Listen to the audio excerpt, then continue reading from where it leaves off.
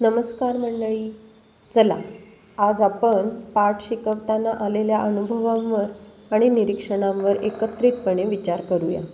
एखादा पाठ शिकवून झाल्यावर आपलं शिकवणं तर पूर्ण होतं, पण त्यातलं मुलांना कितपत समजलं आहे हे आपल्याला कसं कळेल?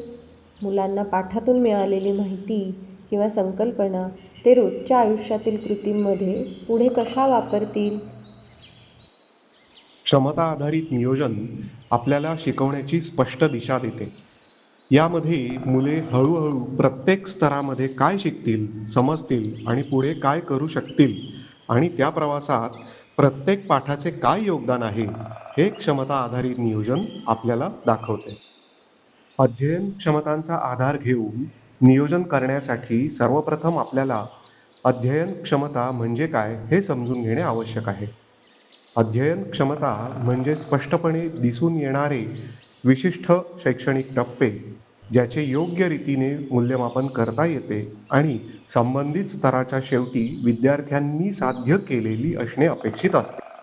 क्षमता या व्यापक शैक्षणिक लक्ष्ये आणि अभ्यासक्रमातील ध्येयांमधून तयार होतात आणि पुढे त्यातूनच प्रत्येक इयत्ता व विषयासाठीच्या अध्ययन निष्पत्ती तयार होतात. यामुळे एखाद्या अध्ययन स्तराच्या कालावधीत मुलांनी हळूहळू काय समजून घ्यावे आणि काय साध्य करावे, तसेच त्या प्रवासात प्रत्येक टप्प्याचे योगदान काय आहे हे आपल्याला समजून घेता येते. यासाठी प्रारंभिक स्तरातील परिसर अभ्यास या विषयाची अध्ययन क्षमता लक्षात घेऊया. आपल्या आसपासच्या परिसरात आढळणाऱ्या नैसर्गिक साधनसंपत्तीचा उपयोग ओळखून त्याचे वर्णन करतात. या क्षमतेसाठी इयत्ता तिसरीमध्ये मुले प्रामुख्याने आपल्या आजूबाजूच्या परिसरातील नैसर्गिक साधनसंपत्तीचे निरीक्षण करून त्यांची यादी करतात.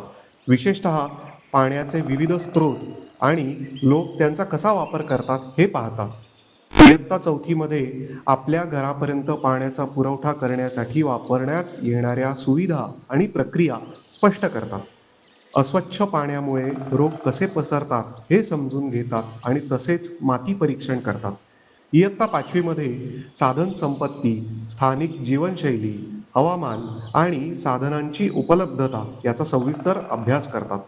एकाच क्षमतेसाठी वेगवेगळ्या इयत्तांमध्ये वेगवेगळ्या परंतु परस्पर संबंधित अध्ययन निष्पत्तीवर कसा भर दिला जातो हे लक्षात येते. अध्ययन क्षमता या एका इयत्तेमधील एकाच पाठाशी मर्यादित नसतात. इयत्ता तिसरीच्या पाण्याचा वापर या पाठात मुले वेगवेगळे सजीव त्यांच्या दैनंदिन जीवनात पाण्याचा कसा वापर करतात याविषयी शिकतात. तिसरीच्याच आणखीन एका पाठात पाण्याचे स्रोत अभ्यासण्यासाठी दिले आहेत. यामध्ये मुले पाण्याचे स्थानिक स्रोत, पाणवठे आणि त्यांच्या परिसरातील भौगोलिक रचना याच्याविषयी शिकतात.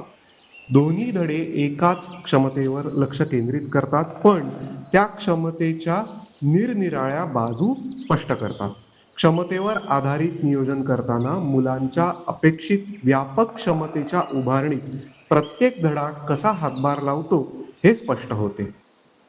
त्यामुळे घटक नियोजनाच्या वेळी संबंधित क्षमतेच्या आधारित व इयत्तेनुसार अध्ययन निष्पत्ती ठरवणे पुरेसे असते. उदाहरणार्थ, या धड्याच्या शेवटी विद्यार्थी त्यांच्या रोजच्या वापरासाठी पाण्याची गरज का असते हे समजून सांगू शकतात आणि त्यांच्या सभोवतालच्या वातावरणातील वनस्पती व प्राणी पाण्याचा कसा वापर करतात यावर चर्चा करू शकतात.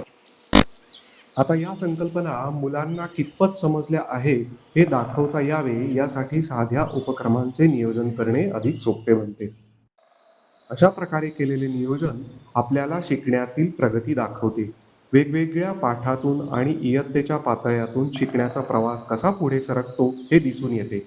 यामुळे शिकवण्यात येणारे सर्व उपक्रम आणि मूल्यमापन एकाच व्यापक उद्दिष्टाच्या दिशेने नेमकेपणाने वाटचाल करतात.